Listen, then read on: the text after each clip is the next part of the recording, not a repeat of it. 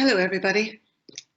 It all started for me when I read an article which quoted an AI recruitment tech company saying how proud they were that their standardized assessment process removed human bias because every candidate would be treated the same.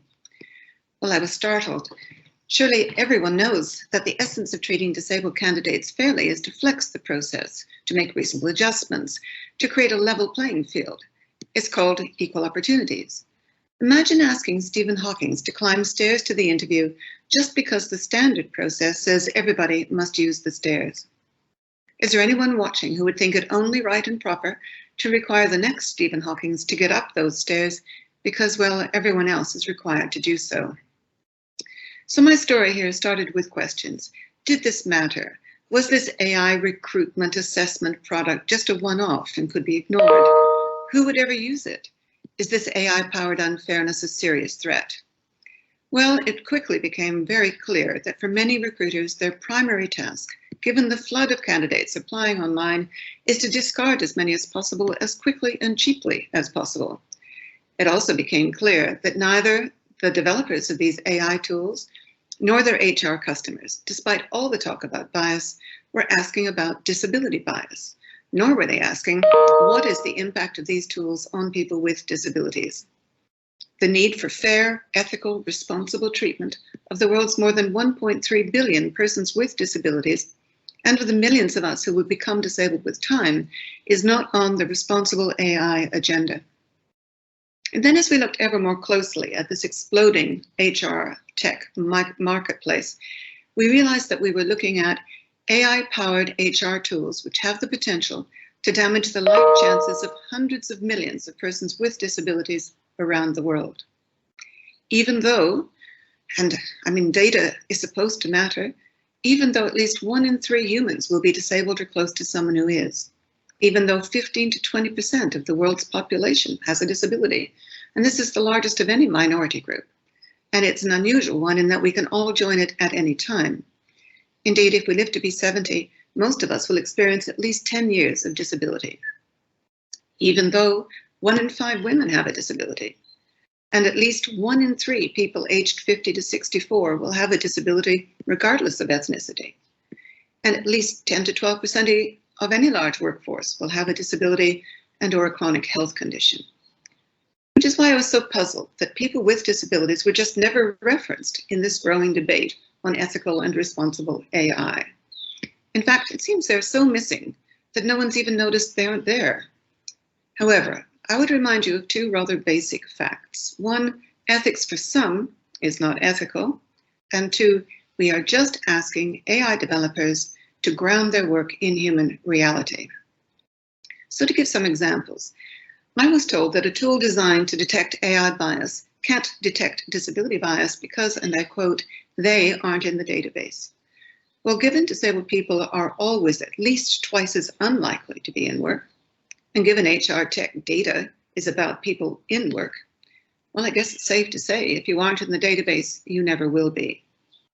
If we look at the actual assessment tools, neither their content, their usability, their accessibility, nor indeed their accuracy have been validated or tested on job seekers or employees with disabilities.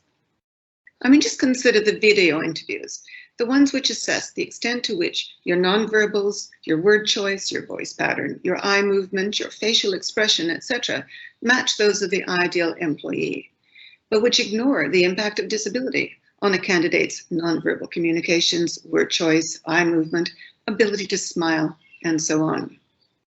So what if you're a maths graduate who whispers because of your disability? Or you lost your hearing as an adult and your voice pattern is unusual? Or you struggled to be interviewed by Zoom without captions, but the ideal employee doesn't use captions, so neither does the video interview. Applicants speaking English as a second language also like those captions, by the way. And then we have my favorite, the virtual reality test that drops you into an ancient Egyptian tomb to test your problem-solving skills. My friend, who's been a wheelchair user since he was a very little boy, says he dreams in his wheelchair. I'm afraid that virtual reality test is not going to let him use his wheelchair as he navigates his way out of the tomb. I can't even begin to imagine what it would be like for him to find himself walking after so long. nor the impact that would have on his problem-solving skills. And then we have the increasingly popular gamified assessments.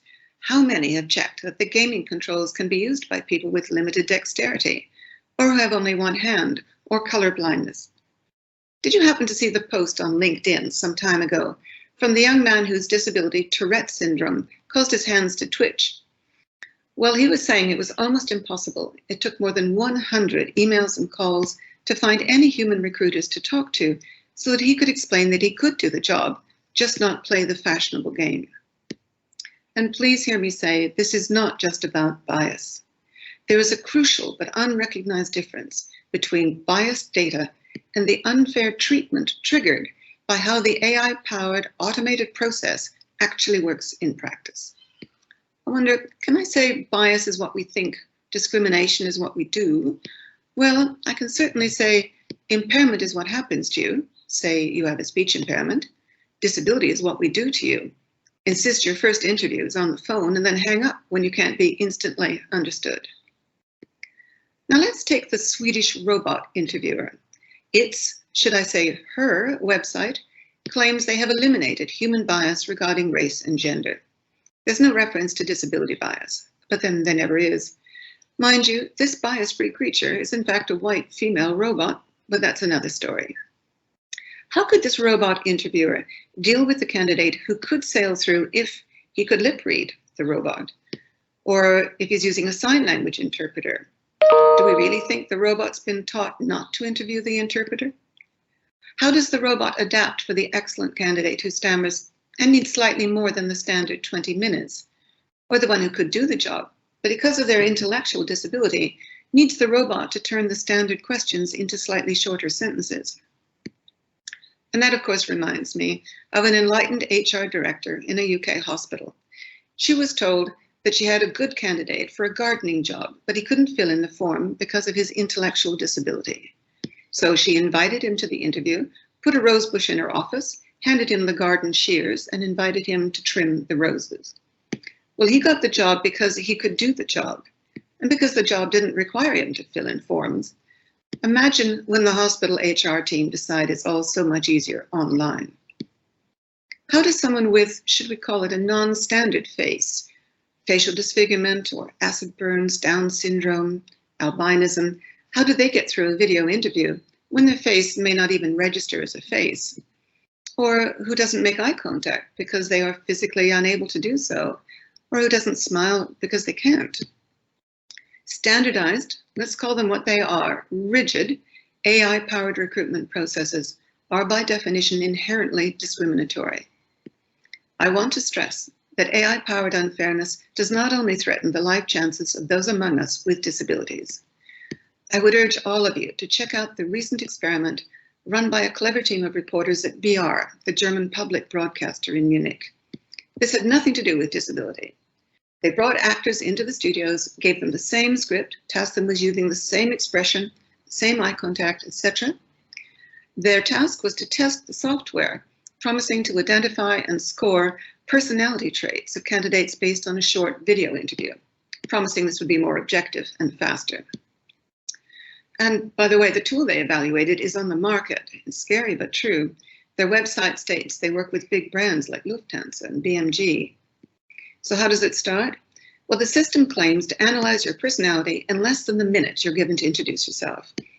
They're looking through a tool they call the Ocean model for openness, conscientiousness, extroversion, agreeableness, and neuroticism, and scoring you accordingly. And you don't have to be disabled for them to get this ever so wrong. One actress, in her second interview, using exactly the same words, the same expressions, the same CV she did in the first, all she did differently was to put on glasses. Well, that knocked 10 points off her conscientiousness score. Then, the same actress, remember, the same words, same expressions, same CV, all she did differently in that second interview was to put on a headscarf. Her personality changes yet again, as she becomes more open, more conscientious, and less neurotic by nearly 20 points. And almost best of all, when they added a painting and slightly different wallpaper in what the camera could see behind the job seeker, the AI reacts and shifts your personality scores up by 15 points. Now, the developer says that they factor in how the human recruiter would have responded to the impression the candidate creates. Well, this is fascinating. Do the developers really believe that German recruiters adore headscarves, that German recruiters associate headscarves with high-performing employees? And I just ask you to imagine the impact on your personality scores if you're a candidate who had a stroke and your smile is unusual. Imagine you've got ADHD and your nonverbals are affected. Imagine you hunch over because of your arthritis, or your hands look non-standard, all judged in that first 60 seconds. And imagine if the camera spots your wheelchair instead of a painting on the wall. My point being that if this system worked fairly and accurately for disabled job seekers, which it most certainly does not, well, it would probably work better for candidates wearing headscarves. And then we've got the fourth dimension to this challenge. 1, we've got disability bias in the data. 2, we have standardized processes that trigger unfair treatment instantly. We have HR buyers, diversity managers, and AI developers who just do not understand disability discrimination. And in addition, we have developers who ignore the impact of future employer behavior on the tool's ability to accurately assess a given candidate with a disability. How can any AI tool accurately assess, for example, a cybersecurity expert with a visual impairment unless the AI-powered process recognizes that visually impaired candidates cannot be prevented from applying or discarded just because they have a disability? Unless the tool does not assume successful candidates will make eye contact in the usual way? Unless the process does not stigmatize the candidate who is regarded by the AI tool as so non-standard that an expensive human assessor has to be brought into play, ringing that stigma bell? And critically, this can't be done properly unless the assessment takes into account that the employer will or will not make a reasonable adjustment so that she can succeed in the job, such as allowing her to use her assistive technology. Now, if developers and their customers could just pick up on the key message, AI tools that work for extreme users will work better for everyone. Remember, 1 in 5 women worldwide have a disability. Excuse me. If women and girls with disabilities can be accurately and fairly assessed, it would be much easier for every woman to get a job on the basis of capability and potential. If a disabled person from an ethnic minority can get through on capability, well, you get my point. In conclusion, our challenge stems from the interplay between poorly trained HR professionals on the one hand, who are purchasing technology from developers who, for some reason, there must be a PhD research paper in there somewhere, do not ground their science in an understanding of human reality. And all this in the context of a regulatory environment that is not yet fit for purpose. Equality and human rights and consumer protection bodies have a lot of work to do. A question for us all. What is the difference between an AI tool that stops millions of disabled people from competing fairly for work and a teddy bear with button eyes that a child might swallow? Well, the consumer protection regulator pulls the toy off the market. It is no longer acceptable that developers of AI tools that have the potential to harm the life chances of so many are not required to prove their products are safe before they put them on the market. I have one simple ask of everyone here. Help us to get disability equality into the worldview of those influencing this hugely important, responsible and ethical AI agenda. Start just by asking the what about questions.